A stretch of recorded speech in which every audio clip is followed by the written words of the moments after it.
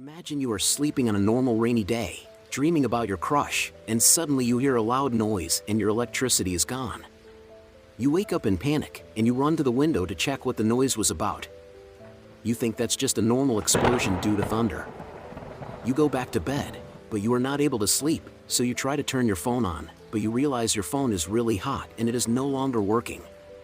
Then you immediately run to your partner's room, and they are facing the same issue. Then you both head out to ask your neighbors about this, but they are the same as you. Then you all think that you all should go to the nearest municipal office. You get in the car and put your keys in the keyhole, but the car is not working either.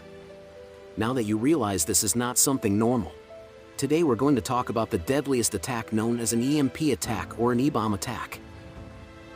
It goes without saying that an electromagnetic pulse attack, or EMP for short, would have a negative impact on our electrical services, including computers, streetlights, and alarm systems, among many other things. Intense solar phenomena like space weather, EMP weapons, and nuclear explosions are the three main causes of EMP attacks. Yes, really, especially in relation to the sun. A whole nation could be forced to live without any form of power source for months or even years as a result of EMP attacks. It's not quite like learning how to survive other survivalist situations to learn how to survive an EMP strike. The attack would often not result in major loss. What you should be ready for, instead, is the aftermath of an EMP attack. How to prepare for an EMP attack. Get comfortable with electricity-free tools. Start by imagining what your life would be like if you didn't have access to important electrical equipment and devices. If you want to learn how to survive an EMP strike, this entails knowing how to operate radios and flashlights that are powered by hand or crank, as well as how to build your own solar oven, and even how to manually pump water. Consider alternatives to those 24-hour-long chemical candles while choosing lighting.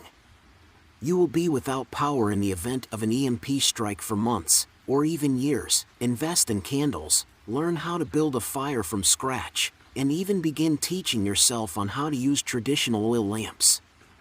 Just imagine like you are back to the Stone Age. Protect important electrical devices with a Faraday cage. A Faraday cage is a specialized metal container that redirects the electrical pulse around, instead of through, your item. Luckily, a Faraday cage can be easily made DIY style from a galvanized metal trash can from your local big box hardware store.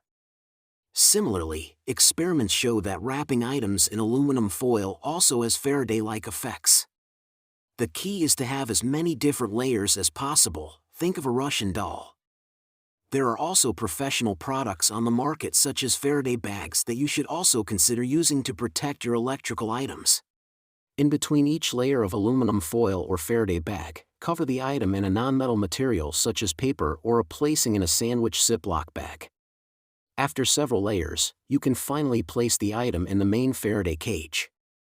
Once all of your items are inside of the Faraday cage, you will want to tape over any and all seams of the galvanized metal trash can with metallic HVAC foil tape.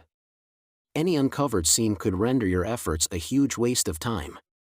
Therefore, do not skip this step. Ideally, anything you place in your Faraday cage isn't anything you use on a consistent basis. You want to avoid unsealing and resealing the can, unless absolutely necessary. A solution to this is to simply have doubles of items. For example, in mine I have a duplicate external hard drive with all my survival documents and family photos. I have an old laptop, an old MP3 player, an old portable DVD player, an old power drill, an extra battery charger, etc. If you want to learn more about how to survive an EMP attack, check out the article I've pinned in the video description. You should also subscribe to our channel and leave a comment about what you would have done in this situation, because we'll choose a random subscriber from those comments and give him a Google Play Redeem code. Winner will be announced in next video. Till then, keep learning, keep growing.